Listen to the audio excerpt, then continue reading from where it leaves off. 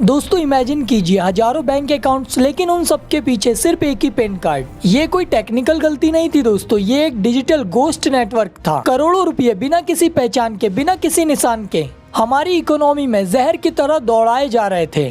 क्या विजय शेखर शर्मा इतने blindly over confident हो गए थे कि उन्होंने देश की सिक्योरिटी को एक स्टार्टअप एक्सपेरिमेंट समझ लिया, या फिर पीछे कोई ऐसा चाइनीज कनेक्शन था जो हमारी आंखों में धूल झोंक कर हमारा सारा डाटा, हमारी सारी फाइनेंशियल प्राइवेसी बॉर्डर के उस पार सीफोन कर रहा था। दोस्तों ये सिर्फ एक बैंक का गिरना नहीं, बल्कि एक ऐसे डिजिटल स्पाइंग की कहानी है जो आपके और मेरे पॉकेट में बैठकर हमारी सारी हरकतों पर नजर रख रहा था। क्या हम एक बड़ी साजिश का हिस्सा बन गए थे? अगले 5 मिनट में जो सच आपके सामने आने वाला है वो आपकी डिजिटल दुनिया को हमेशा के लिए बदल देगा। लेकिन दोस्तों इस डाटा वॉर और केवाईसी घपले की गहराई तक पहुंचने से पहले हमें 10 साल पीछे उस वक्त में जाना होगा जब पेटीएम एक नेशनल हीरो बना था।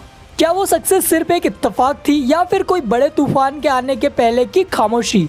चलिए देखते हैं। 8 नवंबर 2016 रात के 8 बजे देश की 86% करेंसी रद्दी बन गई। पूरे देश में हाहाकार था, लोग अपनी मेहनत की कमाई के लिए सड़कों पर थे। लेकिन नोएडा के एक ऑफिस में जश्न मनाया जा रहा था। क्यों? क्योंकि वो जानते थे कि आज से उनकी किस्मत पलटने वाली है। ठीक 12 घंटे बाद 9 नवंबर की सुबह हर बड़े न्यूज़पेपर के फ्रंट पेज पर पेटीएम का एक फुल पेज ऐड था। अब एटीएम नहीं, पेटीएम करो। इतनी तेजी जैसे उन्हें सब पहले से पता हो। यही वो वक्त था जब विजय शेखर शर्मा एक फाउंडर से एक नेशनल हीरो बन गए थे। पेटीएम देश का मसीहा बन गया। वीएसएस रातों रात एक यंग बिलियनियर बन गए। फोर्ब्स की लिस्ट, इंटरनेशनल अवार्ड और इतना पैसा कि उन्हें लगा कि अब वो कानून से ऊपर उठ चुके हैं। लेकिन दोस्तों साइकोलॉजी का एक नियम है, easy success lead to dangerous blindness. जब विजय शेखर शर्मा स्टेज पर नाच रहे थे तब आरबीआई की फाइल में उनकी कंपनी के लिए डेथ वारंट लिखा जा रहा था। लेकिन क्या ये मौत अचानक आई? बिल्कुल नहीं। आरबीआई ने उन्हें सुधरने के लिए इतने मौके दिए जितने शायद ही किसी को मिले होंगे। चलिए उन सीक्रेट वार्निंग का पन्ना पलटते हैं। अक्सर लोग कहते हैं कि आरबीआई ने पेटीएम के साथ बहुत सख्ती दिखाई है, पर सच ये है कि पेटीएम को सुधरने के लिए 1-2 नहीं बल्कि पूरे 6 साल दिए गए थे। ये कोई सडन डेथ नहीं थी, ये एक स्लो मोशन क्रैश था। चलिए उन सीक्रेट फाइल को देखते हैं जिसे पेटीएम ने ईगो में आकर रद्दी की टोकरी में फेंक दिया था। मार्च 2018 आरबीआई ने पेटीएम को नए कस्टमर लेने से रोक दिया था। क्यों? क्योंकि उनके केवाईसी प्रोसेस में घपला था। अक्टूबर 2021 आरबीआई ने पेटीएम पर 1 करोड़ का फाइन लगाया। रीजन, पेटीएम ने आरबीआई को गलत जानकारी दी और गलत फैक्ट पेश किए। मार्च 2022 पेटीएम फिर से बैन। इस बार आईटी ऑडिट में ऐसी कमियां मिली जो देश के बैंकिंग सिस्टम को खतरे में डाल सकती थी। अब यहाँ आता है सबसे बड़ा सवाल, जब आरबीआई बार-बार रेड कार्ड दिखा रहा था तब पेटीएम की मैनेजमेंट क्या कर रही थी? दोस्तों यहाँ काम कर रही थी एक स्टार्टअप मेंटलिटी। उन्हें लगा कि उनका साइज ही उनका इंश्योरेंस है। 30 करोड़ यूजर आरबीआई कैसे बंद करेगी? इस घमंड में उन्होंने कॉम्प्लायंस को सिर्फ एक पेपर वर्क समझा।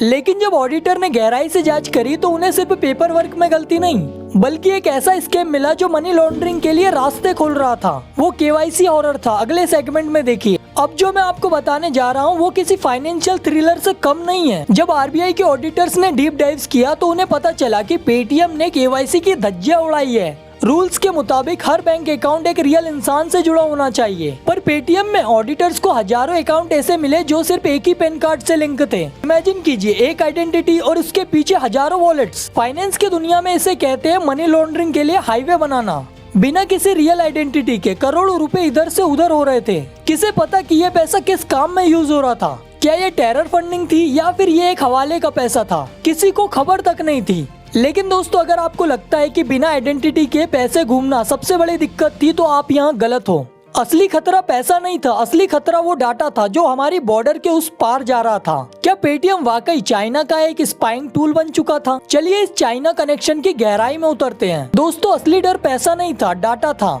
दोस्तों देखिए, पेटीएम में सबसे ज्यादा पैसा किसका लगा था? अलीबाबा और अंत ग्रुप का, यानी चाइना। जब इंडिया चाइना बॉर्डर पर तनाव बढ़ा तो भारत सरकार ने टिकटॉक सहित 200 चाइनीज ऐप बैन किए, लेकिन पेटीएम बच गया। पर सवाल उठा, क्या आपका और हमारा फाइनेंशियल सेंसिटिव डाटा, हमारी शॉपिंग हैबिट, हमारी लोकेशन, क्या ये सब चाइना के सर्वर तक पहुंच रहा है? आरबीआई ने बार-बार डाटा लोकलाइजेशन यानी डाटा को इंडिया में ही रखने का ऑर्डर दिया, पर पेटीएम ने सिर्फ पेपर वर्क किया, एक्शन नहीं लिया। लेकिन जब बात देश की सिक्योरिटी पर आई तो आरबीआई ने फैसला लिया कि अब फाइन लगाने से कुछ नहीं होगा, अब सीधा इनकाउंटर करना पड़ेगा। उन्होंने पेटीएम के बैंकिंग इंजन को ही सीज कर दिया। लेकिन अब इस इनकाउंटर के बाद एक बड़ा कंफ्यूजन पैदा हो गया। लोग डर रहे हैं कि क्या उनका ऐप चलेगा, क्या उनका पैसा सेफ है। इस कंफ्यूजन को दूर करने के लिए हमें पेटीएम के स्ट्रक्चर को समझना होगा कि कैसे एक मालिक रातों रात किराएदार बन गया।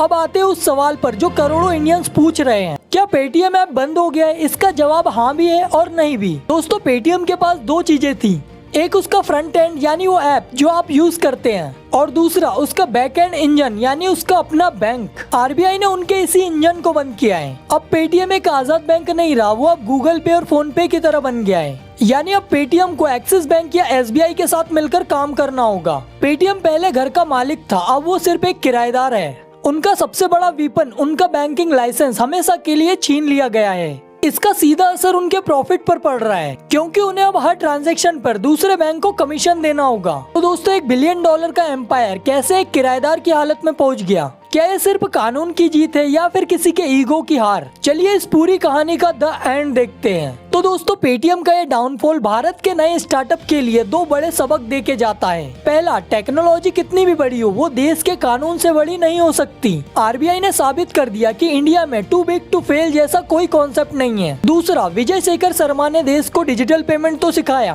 पर शायद वो खुद आरबीआई की रूल बुक पढ़ना भूल गए थे। पेटीएम का गिरना एक वेकअप कॉल है उन सब के लिए जो ये समझते हैं कि वो सिस्टम को बाईपास कर सकते हैं। ऐप तो चलेगा, लेकिन वो भरोसा बनाने में सालों लग जाएंगे।